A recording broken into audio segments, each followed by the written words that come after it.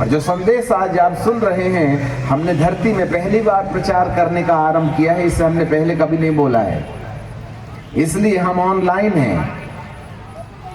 अब यहाँ पर फिर से हम पुराने उसमें आते हैं। प्रकाशित वाक्य के 20-21वें अध्याय के 23वें पद में, उस नगर में सूर्य और चांद के उजियाले का कोई प्रयोजन नहीं, क्योंकि परमेश्वर के उस तेज से उसमें उजियाला हो रहा है और मेमना उसका दीपक है। यही बद्ध किया हुआ मेमना है दीपक, और मेमना दीपक है, और जाति जाति के लोग हैं उसकी ज्योति में चलेंगे। ये किसी विशेष जाति समुदाय के लिए नहीं है, जाति जाति के लोग उसकी ज्योति में चलेंगे और फिरेंगे। ये स्वर्ग नहीं है। और पृथ्वी के राजा, ये कहानी यदि स्वर्ग की होती तो पृथ्वी लगाने का काम नहीं आना चाहिए था। पृथ्वी के राजा अपने अपने तेज का सामान उसमें लाएंगे, तो स्वर्ग में तेज का सामान नहीं ना ले जा सकते हैं। इसका मतलब है ये घटना इसी पृथ्वी में घटने वाली है। तेज का सामान उसमें लाएंगे और उसके फाटक भी होंगे। उसके फाटक दिन को कभी बंद ना होंगे और वहां रात ना होगी। फाटक भी होंगे और दिन रात भी नहीं होगा। ये कौन सी दुनिया है भाईजान? यही तो समझना है। और लोग जाति जाति के तेज को और वैभव का सामान लाएंगे और उसमें कोई अपवित्र वस्तु और घृणित काम करने वाला या झूठ का गढ़ने वाला किसी रीति से प्रवेश नहीं करेगा, पर केवल जिनके नाम मेमने के जीवन की पुस्तक में लिखे गए हैं।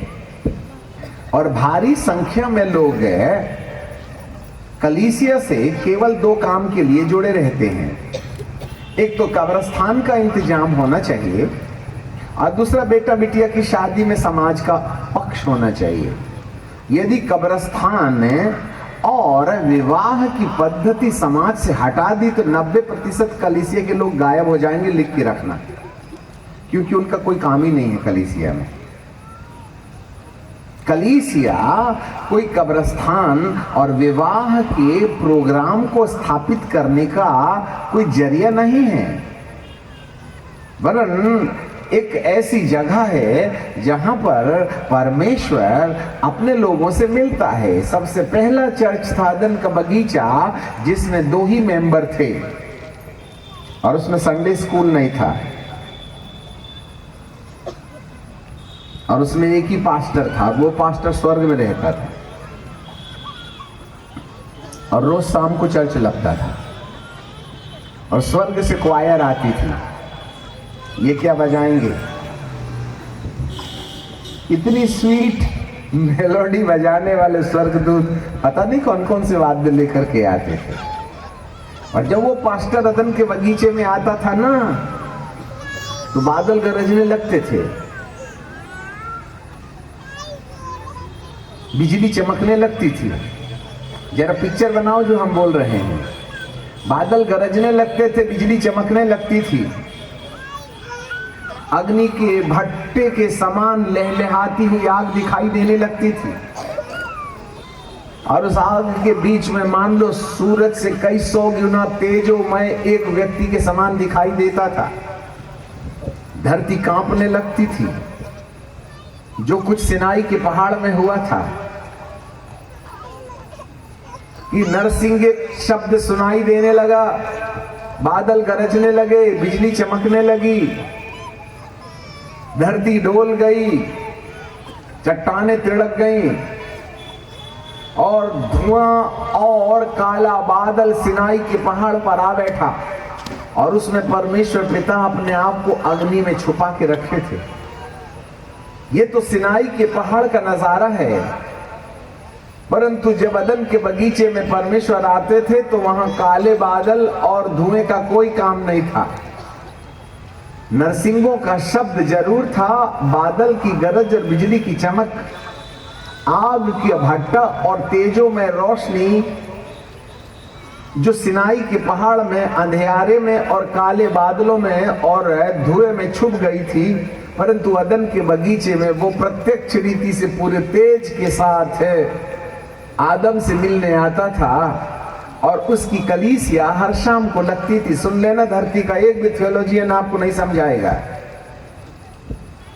और कितने घंटे उसका चर्च चलता था ये नहीं आइडिया है हमें, और कौन सी बाइबल प्रचार की जाती थी ये भी आइडिया नहीं है, और कौन सी किताब गाने की चलती थी ये भी आइडिया नहीं है। तुम छापो गाने की किताब और बेचो, वहां कोई किताब नहीं थी। स्वर्गदूतों के हाथ में ऐसी किताब थोड़ी न रहती है जिसको पढ़ पढ़ के गाते होंगे। आराधना तो अंदर से निकलने की संपत्ति है ना, कागज में पढ़ने की चीज नहीं ना है।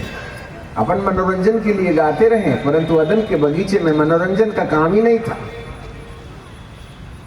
क्योंकि वहां तो पिता परमेश्वर को महिमा देने के लिए स्वर्गदूत लोग दो पंख से पैर ढांप लेते थे, दो पंख से मुंह ढांप लेते थे और उड़ते उड़ते आते थे, और हाथों से कोई सारंगी बजा रहा है, कोई डब बजा रहा है, कोई बीड़ा बजा रहा है, क्या क्या बजा रहे मैं क्या बताऊं, क्योंकि मैं वहां नहीं ना था। आइडिया तो लगा ही जा सकता है।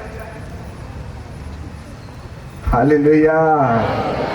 वो था चर्च जहां पिता सृष्टिकर्ता और सृष्टि के बीच में संबंध स्थापित किया जाता है। चर्च कोई बिल्डिंग नहीं है, चर्च कोई आराधनालय नहीं है, चर्च कोई मेंबरशिप नहीं है। चर्च वह जगह है जहां भौतिक संसार में जो सृष्टि है आत्मिक संसार के शहंशाह के साथ संपर्क स्थापित किया जाता है। अनसीन एंड सीन वर्ल्ड का यूनाइटेशन इज कॉल्ड द चर्च। कलीसिया वह जगह है जहां पर भौतिक रचनाकर्ता के साथ में भेंट करती है, और सृष्टि और सृष्टिकर्ता के बीच का जो संबंध होता है वो बातों में नहीं होता है, उसकी महिमा में होता है। मुझे ऐसा लगता है कि परमेश्वर, आइए हम मत्ती की किताब निकालें, उत्पत्ति निकालें, प्रकाशित वाक्य निकालें, ये सब उसके पास कोई आयाम नहीं था। आदम परमेश्वर की आंखों में देखता था और परमेश्वर आदम की आंखों में देखता था। आदम परमेश्वर के सामने खड़ा रहता था और परमेश्वर आदम के सामने खड़े रहते थे, और बिना भाषा और बोली से ईश्वर की तेजोमय रोशनी आदम के अंदर जैसे कांच से रोशनी पार कर भिद जाती है, फोम के अंदर पानी सक हो जाता है, इसी तरीके से सृष्टिकर्ता अपनी महिमा के तेज को आदम के अंदर रिचार्ज कर रहे थे। जैसे आप मोबाइल को चार्जर के द्वारा प्लगिंग कर देते हैं तो प्लग से पावर मोबाइल के चार्जर के रास्ते आप मोबाइल की चार्ज की बैटरी को चार्ज करते थे, इसी तरीके से हर शाम यहोवा परमेश्वर आदम और हव्वा के अंदर महिमा को रिचार्ज कर देता था। इसलिए पायजामा कुर्ते की जरूरत नहीं होती थी उसको, क्योंकि उसके बदन से उजियाला निकलता था, इसलिए चड्डी बनियान की जरूरत ही नहीं। वो तो आज फल खा लिया ना, तब वो पेड़ के पीछे छुप गया, तब परमेश्वर ढूंढते ढूंढते आए और कहने लगे, आदम तू कहाँ है? पर आदम कहा, हे प्रभु यहाँ मत आ। क्यों? मैं नंगा हूं। अरे कल भी तो था रे। था तो पर दिखता नहीं था ना। दिखता कहां से? जिसके अंदर से रोशनी निकलती थी उसके अंदर नंगापन दिखता है क्या? जी हाँ, ये था वो चर्च, ये थी वो कलीसिया। कलीसिया शब्द से बनी है। कलीसिया को यदि हम मूल भाषा की डिक्शनरी में देखें तो separated people from the world, संसार से अलग किए गए लोग, जिनका संसार में रहते जरूर हैं परंतु सांसारिक रीति और रिवाज के अनुसार जिंदगी नहीं गुजारते हैं, ऐसे अलग किए हुए लोगों को चर्च कलीसिया कहते हैं। किसी विशेष जाति समुदाय में पैदा होने से आप कलीसिया के मेंबर नहीं बनते हैं।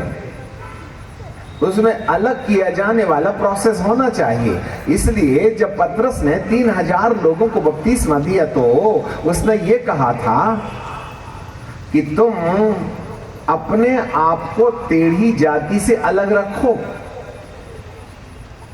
प्रेरितों के साथ शिक्षा पाने, संगति रखने, रोटी तोड़ने, 7 पत्थर है वहां पर, उसको छोड़ दीजिएगा। तो भाई साहब, ये जो अदन का बगीचा है ना, वो अदन का बगीचा यहां था। आदम और हव्वा संडे स्कूल, नाना नाना, और वहां थे पिता परमेश्वर यहोवा, पास्टर जो हर शाम को चर्च लगाते थे और क्वायर स्वर्ग से आती थी। और कितने घंटे ये चर्च चलता था आइडिया तो नहीं है। और इस चक्कर में, इस चर्च में, उस अदन के बगीचे के अंदर जितने भी जीव जंतु हुआ करते थे ना, वो सारे जीव जंतु वेजिटेरियन बन गए थे because of the glory of God. उनमें हिंसा थी नहीं। शेर घास खाता था और भेड़िया भेड़ के साथ एक ही घाट में पानी पीता था, और बबर शेर भूसा खाता था बैल के समान, और भेड़िया भी मेमने के साथ चारा चरता था। इसका मतलब है अदन के बाग में संपूर्ण धरती वेजिटेरियन थी, नॉनवेज का काम ही नहीं था। नहीं तो भेड़िया फाड़ने का काम करता तो खुदा बाप को ना फिर दिक्कत हो जाती। For what? क्योंकि आदम और हवा जब परमेश्वर से मिलते थे ना, तो स्वर्ग धरती पर आ जाता था, जिसके कारण से आदम के अंदर रिचार्जिंग हो जाती थी परमेश्वर की महिमा, और वह इतना तेजोमय हो जाता था कि उसको दिग्जाम और रेमंड की जरूरत ही नहीं होती थी जो हम डटा के खड़े हैं यहाँ। Because he was living under the glory of God. यही है कलीसिया, इसे ही चर्च कहते हैं। Meeting point between the creator and the creation is called the church. The separated people from the world, and संसार से अलग किए गए लोग, यही है वह नगर। यही है वह नगर जो आदम और हव्वा को अदन के बगीचे के बाहर निकाले जाने के बाद लुप्त हो गया। न जाने कहां खत्म कर दिया परमेश्वर ने, डुबा दिया उसको, खो दिया। परंतु यदि वो अपनी बनाई रचना को आदम की गलती के कारण नष्ट कर डाले तो ये फेलुअर गॉड होगा, और ये बेइज्जती अपना परमेश्वर कभी भी बर्दाश्त नहीं करेगा। और इस कारण से परमेश्वर पिता ने फिर से इसी अदन के बगीचे को रीइस्टैब्लिश करने के लिए स्वर्ग में उसी की आकृति में एक नगर बना के रखा है, जिसकी चर्चा प्रकाशित वाक्य के 21वें अध्याय में हमको मिलती है। Book of Revelation chapter 21 and verse 1 onwards लिखा है, फिर मैंने नए आकाश और नई पृथ्वी को देखा, क्योंकि पहला आकाश और पहली पृथ्वी जाती रही और समुद्र भी ना रहा जिसमें मैं और आप रहते हैं। देखो, आप शहर के लोग हैं, बुद्धिमान हैं, इसलिए हम डायलॉग्स में बात कर रहे हैं। मैंने नया आकाश और नई पृथ्वी देखा, इसका मतलब पुराना आकाश भी है और पुरानी पृथ्वी भी। और फिर मैंने नया आकाश और नई पृथ्वी को देखा, और पहला आकाश और पहली पृथ्वी जाती रही और समुद्र भी नहीं रहा। तो जिस पृथ्वी में हम रहते हैं वो पुराना आकाश है, पुरानी पृथ्वी है, जिसमें सूरज और चांद है। लिसन मी केयरफुली, ये पुरानी पृथ्वी है जिसमें सूरज और चांद है और समुद्र भी है, नहीं तो वर्षा कैसे होती। जिसमें मनुष्य रहता है और 70 साल में टपक जाता है। आजकल तो 65 और 60 में ही धुआंधार हो गया आदमी का, क्योंकि सोडे का भात जो खाते कहां तक टिकेगा आदमी। पुराने जमाने में टमाटर रख दो भैया हरा वाला, तो 15 दिन तक लाल नहीं होता था। आज तो लाल वाले को हरा वाला लाओ, सुबह तक देखो तो मुंह खोल करके कहता है अपन के दिन खत्म हो गए। सोडे से तो फुला रखा है तुमने।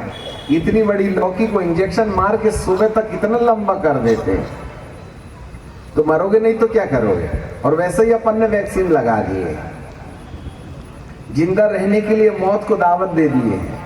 चलो आप जानो, यहां पर बाइबल का परमेश्वर ये कहता है कि उसने इस धरती के उस अदन के बगीचे को एक आदमी की गलती के कारण, उसको अदन के बाग के बाहर निकाल देने के कारण उसको नष्ट होने के लिए छोड़ दिया। तो खैर इसको दोष लगाने वाला तो कोई नहीं था, परंतु मध्य आकाश तो झांक रहा था कि नहीं।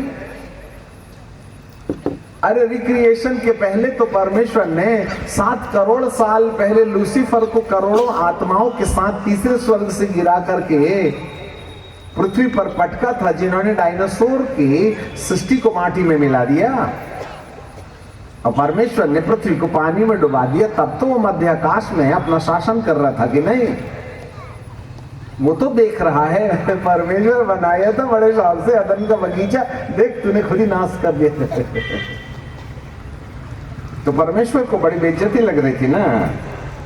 अरे अरे अरे अरे मैंने बनाया, आदम ने गलती किया, मैंने उसको निकाल दिया, अदन का बगीचा धरती से लुप्त हो गया। तो परमेश्वर ने भी ना मूंछ में हाथ रख करके कहा, ठहर, तेरे नाक के नीचे तेरे को भी धरती पर पानी चटाऊंगा और इसी धरती पर मैं वो अदन का बगीचा फिर से बना के दिखाऊंगा, तो देख लेना।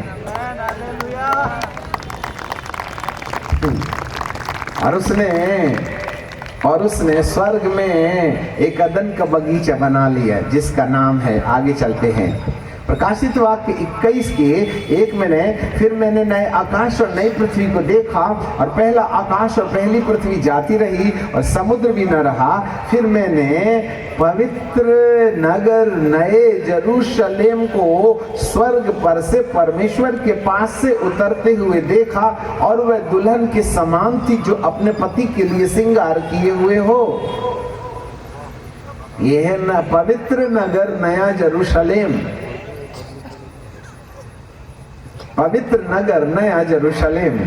वाह, ये जो नया नगर है ना, उसी नगर की कहानी चल रही है। और ये बात 2023 के आखिरी दिसंबर में प्रभु ने रिवील किया है कि तेरा एक ही व्यापार है उस नगर की कहानी बता देना जिसके बारे में लोग आज तक अनजान हैं। और ये वाला रहस्य उसी बंद किताब के अंदर है जिसमें 7 मोहर खुली हुई हैं, बंद, माफ कीजिएगा, बंद पड़ी है, जिसको मेमना खोलने जा रहा है। और ये बंधन तोड़े जाएंगे, ये सील तोड़ी जाएगी। जब सील टूटेगी तो क्या होगा वो हम बाद में बताएंगे। आज तो हम देख लें इस नगर के बारे में। और उस नगर में परमेश्वर ने हमारे लिए जगह रखी है। तीसरे पद में लिखा है, फिर मैंने सिंहासन में से किसी को ऊंचे शब्द से ये कहते हुए सुना कि देख है परमेश्वर का डेरा मनुष्य के बीच में, और वह उनके साथ डेरा करेगा और वे उसके लोग होंगे। जिसके बीच में परमेश्वर डेरा करेगा केवल वे ही लोग उसके लोग होंगे, और जिनके बीच में परमेश्वर डेरा करेगा वो ही परमेश्वर उन लोगों का परमेश्वर ठहरेगा जिनके बीच में वो डेरा करता है। अब जरा ध्यान से सुनिएगा, वे परमेश्वर उनका परमेश्वर, माफ कीजिएगा, और मैंने सिंहासन में से किसी को ऊंचे शब्द से ये कहते हुए सुना कि देख है परमेश्वर का डेरा मनुष्य के बीच में है, और उसने वह उनके साथ डेरा करेगा और डेरा करेगा और वे उसके लोग होंगे जिनके बीच में वो डेरा करेगा। और परमेश्वर आप ही उनके साथ रहेगा और उनका परमेश्वर होगा। किनका परमेश्वर होगा? जिनके बीच में वो डेरा करेगा।